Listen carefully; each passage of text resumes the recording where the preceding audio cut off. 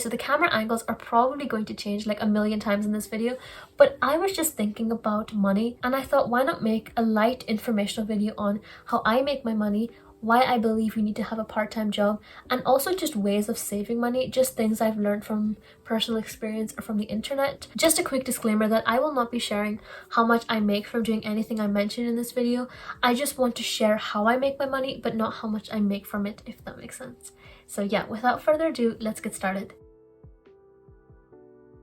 Immediate income refers to how I make money immediately, aka by having a job. Now I have mentioned this briefly in my Q&A video that I have a job as a QMon assistant. My mum owns the center here in Derry, so I work for her. As of right now, I am not working due to the fact that my UCAT is next week. However, usually in a normal week, I would be working maybe around 2 to 3 hours at the QMon center. I also do have a separate job which involves tutoring.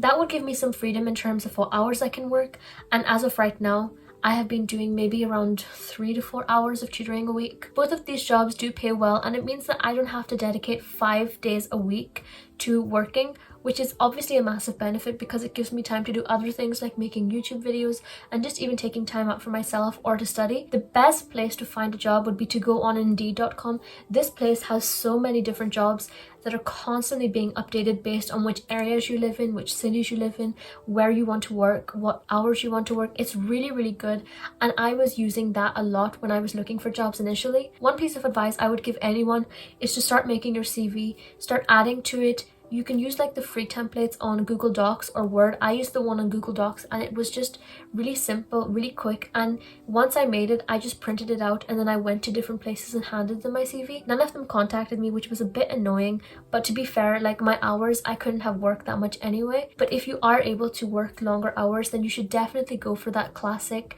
print your CV, just give it to other people method because it works a lot. Secondly, my long-term strategy, which you probably would have guessed, is YouTube. YouTube kind of comes under the umbrella of content creation, and you might have seen a lot of teenagers nowadays are trying to make money online through TikTok, Instagram, YouTube. These are really, really good platforms to try and build an online presence and also make money in the process. I have made money in the past from a YouTube sponsor. I've only ever done one, and that was a pretty good amount that I made because of the fact that I had put in so much work into my YouTube channel and I was producing good quality videos. The company recognized my efforts and paid me accordingly. Some of you may know that YouTube creators do get paid through ads. Other platforms do that as well. I have not made any money through ads yet because I still need around 2,500 hours in order to reach that requirement. So if you want to binge watch my videos, that's really, really appreciated. Thank you. Content creation is probably a really good way for any student or teenager to make money. You can pretty much make any type of video on the internet and it will do well because it's so easy to find whatever target audience you want to hit. I have a friend that makes studygram posts. You may have heard of her Coffee Bucket.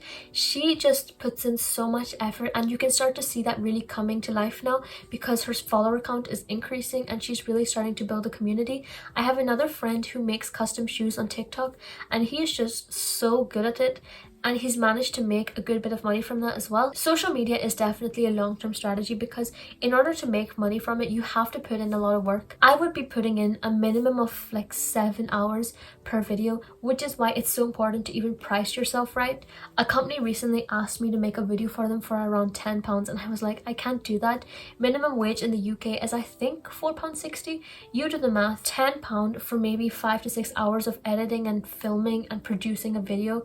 That's £2 an hour, which does not add up at all. So price yourself right if you want to do social media. I have mentioned in other videos that YouTube is like a job for me, which it is. It is like a part-time job, and I want to talk about why having a part-time job is beneficial. Facebook and, like I already mentioned, Indeed are great places to find part-time jobs or even one-off jobs. We're getting into now the winter season where people are trying to buy winter clothes, so shops are always looking for extra staff. So even if you wanted to apply for a job and try and make a little bit of money then and then not do it the rest of the year, like that is totally fine, but it's all about building a small income for yourself. Having a part-time job has really helped me appreciate how much effort it takes to make even £100. Like, I cannot look at clothes in the same way. I look at this jumper and I just see how many hours I had to work in order to pay it off, which may not be the best way to look at everything in life, but still it does make me appreciate how hard my parents have to work to even give me this house and, you know, give me everything I have. Having a job also does teach you organization.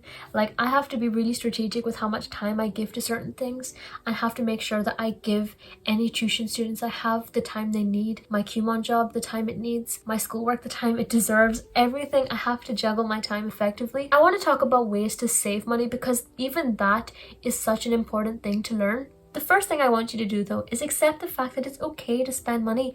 Spending money is totally fine. We all need to do it to survive, and even it's just nice to, let's be honest. However, sometimes I feel like I myself spend a lot of money on just unnecessary things that are not going to last me long, that aren't even bringing me much joy. I'm just spending money for the sake of it. So I want to talk about some ways that I've learned to cut down on that. Number one is to track how much money you're making and spending. I've been doing this I think since June now, and it is crazy. I never realized how much money I would spend on food until I saw the actual income and outcome, and I was like, holy shit, I need to cut down on stuff. If you're like me and you live next to a lot of shops, this can be really difficult. I used to go to Cafe Nero without fail every single week until one day I saw my debit card bill and I was like, nah, that has to stop. It is crazy how expensive food gets whenever it adds up. So my one piece of advice would be to maybe try doing some of those things at home. I used to love going in for hot chocolate. Now I like to make hot chocolate at home. I'll buy marshmallows, I'll buy cream, I'll do all of that at home. And it just feels a bit nicer as well to like take the time to do that. Secondly, don't buy books, borrow them. This is something I have been doing for a long time now. I rarely buy books, and if I do, I buy them secondhand from a charity shop. I'm so lucky to have a library really close to where I live. In fact, there's two in Derry, and it's just so nice to be able to borrow books because books are expensive. They add up very quickly. If you don't have a library next to you, there's a really good app called Libby, and you can find so many audiobooks and ebooks on there for free. It's amazing. If you're buying textbooks this year, I would say try and buy them maybe secondhand because it's cheaper, and sometimes you can get like nearly brand new copies on Amazon or eBay, and even Depop is a really good place to look for them. Thirdly, buying what you need goes a long way. I see on social media all the time people doing hauls where they're literally spending £500 to £600 on clothing, and I don't know, I just can never bring myself to do that. It just seems like so much money is being wasted, and even just so much clothing is being wasted, because at the end of the day, people are just going to wear those clothes a few times and then bin them, which is not really a good use of your money at all. I've been really trying to make my clothes last, and you may have noticed I wear a lot of the clothes in my videos twice. I don't like to throw clothes away very easily. I like to try and use them as best as I can. So those were just my brief thoughts on money. I really wanted to make this video to just have a light, open conversation about how I make money and ways I think we can save it. Let me know all your thoughts down in the comment section below if you have a job and just ways you like to save money. So yeah, I hope you guys enjoyed. If you did, please like this video and also consider subscribing if you haven't already, and I'll see you next week for another video. Bye!